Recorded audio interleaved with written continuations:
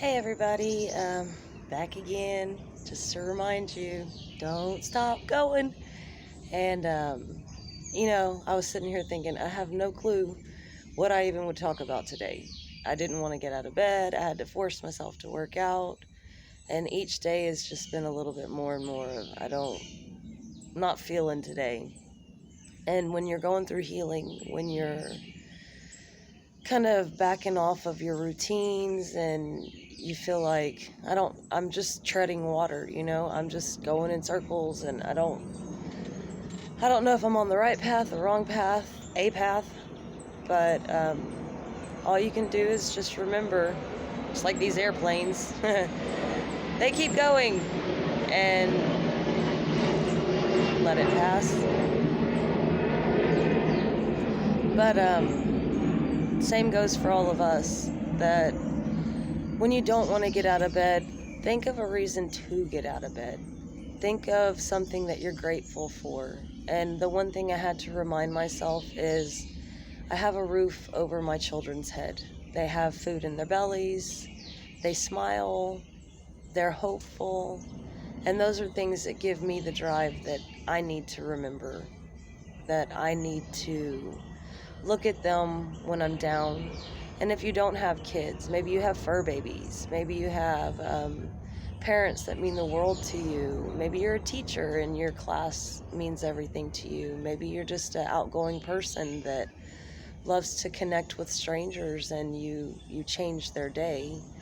We each play some sort of role, and we're not anything alike, but at the same time, there's traits within us that kind of make us similar, that heart within us, because we all have one. And I had a friend tell me the other day, she keeps hearing certain people say, "Oh, I don't have a heart, but I can love you." And it it just reminded me of how people get broken and they easily go, "Oh, I don't have this anymore." And it's not that you lose it, you become insecure about it. You don't trust others with it. And I myself am very guarded because I've trusted pretty much everyone that's come in and out of my life. And I had to learn that not everyone has my best interest in their heart. And it's been a tough lesson. And getting close to 40, it's been a long lesson. But I just still have to remember that not everybody is out to get me. And I've had friends that remind me of that. And it's hard to even trust those friends because it makes me think, what are you trying to get from me?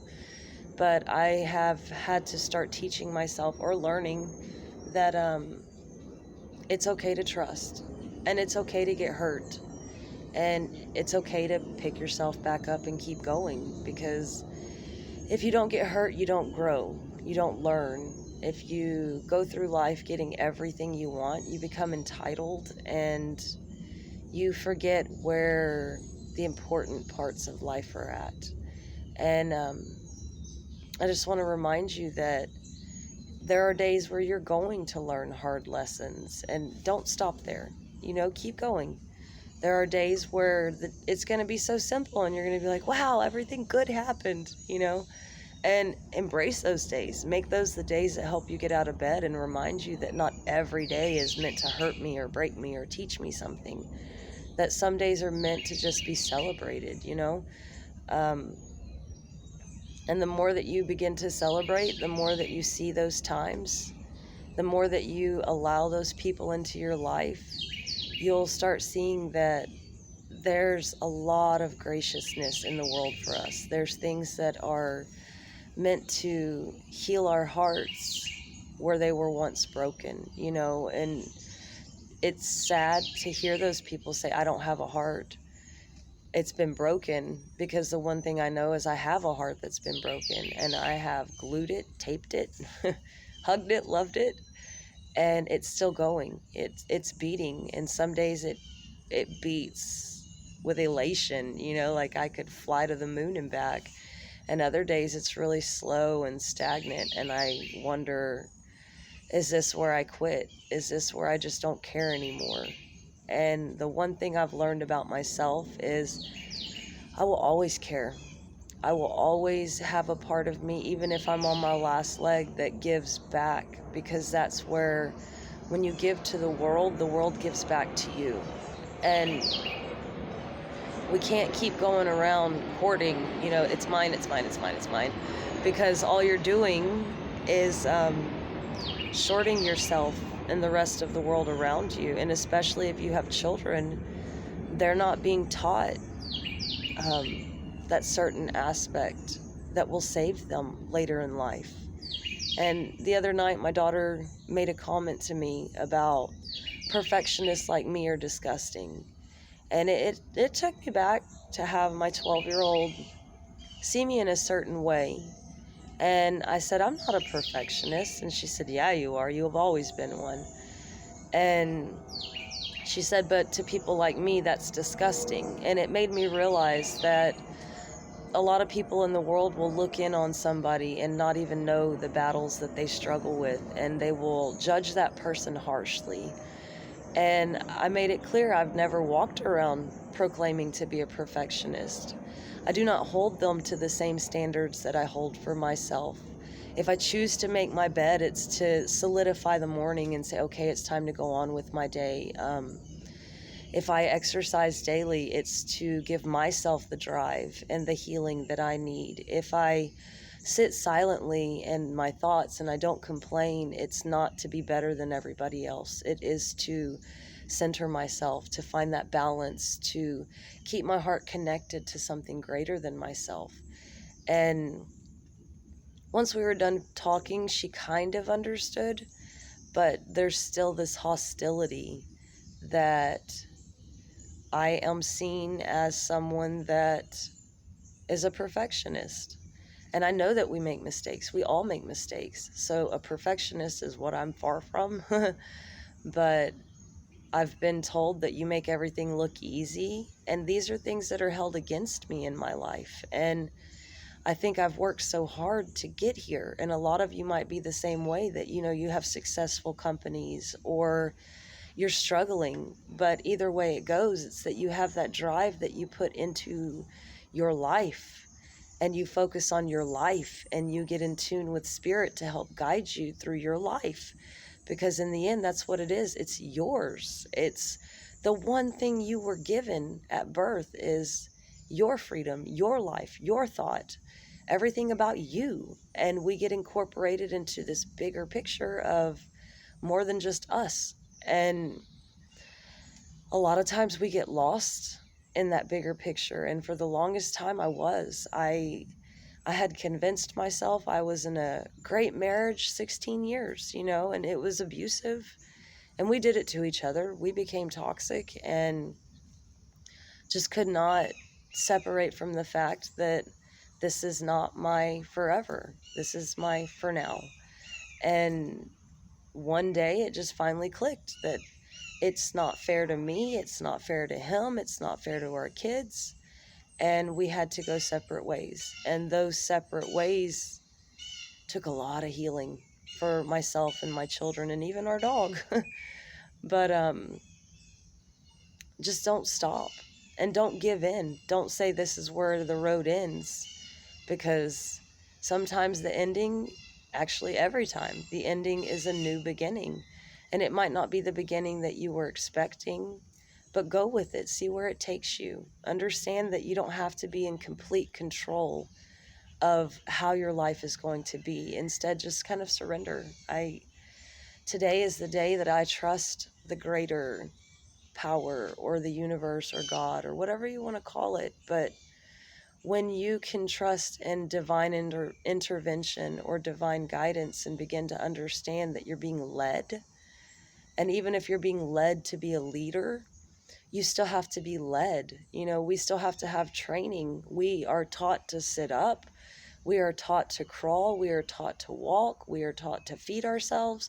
We are taught everything in life. And we seem to forget as we get older that we don't know these things. You might have something inside of you that says there's this calling or something that your brain is trying to make sense of, and that's intuition. And a lot of times intuition is knowing, But if you don't connect with that higher power, then what you know might not be accurate or genuine, and you could actually be setting yourself up for some sort of hurt or failure. And even right now, I'm working very hard to get in tune with my intuition that gives me that higher connection that allows me to say, okay, I know 100% without a doubt that this feeling I'm feeling inside, this gut feeling, this intuitive calling is leading me in the proper direction. Because if you will avoid all of that you feel inside of you and the ringing in your ears that kind of verifies that you're supposed to be listening, listen, understand that if you overlook those things, you can start making bad judgments. You can start creating moments for your life that are going to teach you to listen. And I've made a choice recently, and I thought all the signs were there. Another airplane.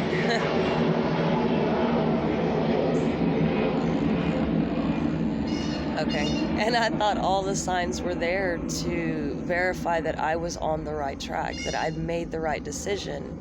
And then something happened that just is making me second guess myself. And that's where I have to go back to meditating and sitting in the silence and trying to make sense of what it is that I'm needing to understand. Because if I don't get it right, it's like a test. You get tested again and again until you get it.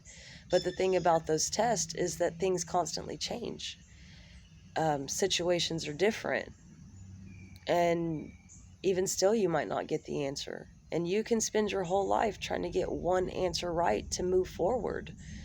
But when things begin to fall apart or fall out of place for you, it's kind of a sign that you need to readdress the choice you've made, reevaluate the situation you're in, try to find understanding of why you're there, what am I supposed to learn, and don't even necessarily look at the outcome, but be okay with going with the flow. Be okay with understanding that we're constantly being directed, and it might not be in the direction in which we thought we were going to go. Because the one thing I think we could all agree on is at the end of your life, when you're laying there and everything's going through your head, it probably wasn't what you thought it would be.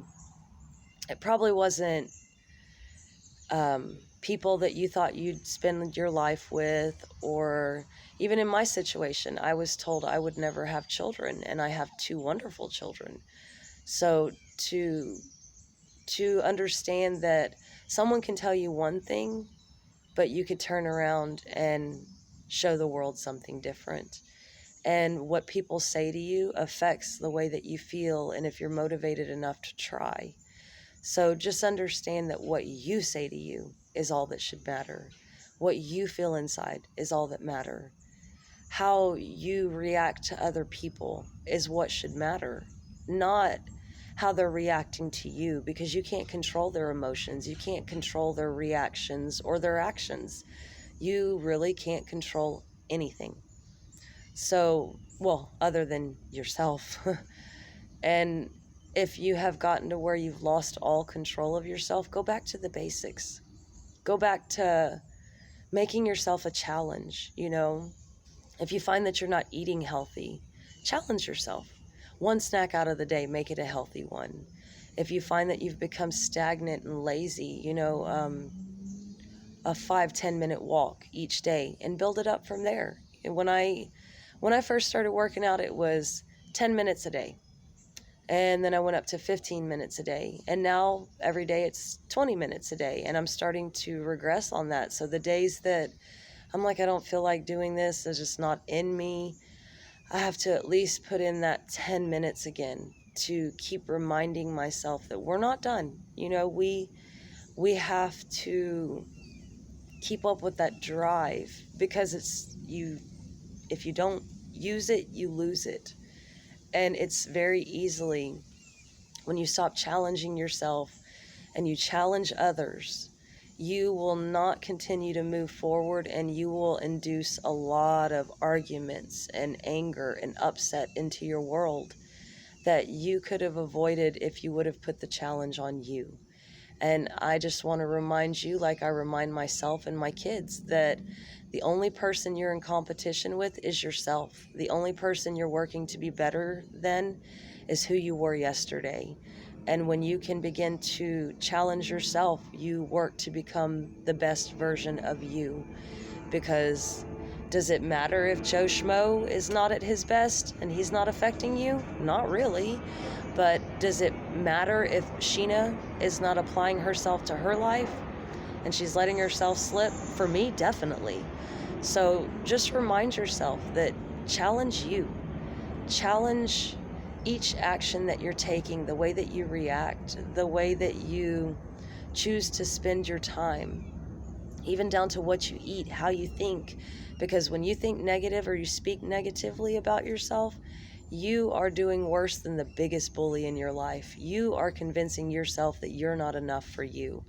And when you can tear yourself down like that, you are susceptible to being manipulated, to being lied to being hurt, used. And in the end, the only person that you're going to hurt is you. And who you're going to let down is you. And when you can't trust you, you will not trust anyone else in this world.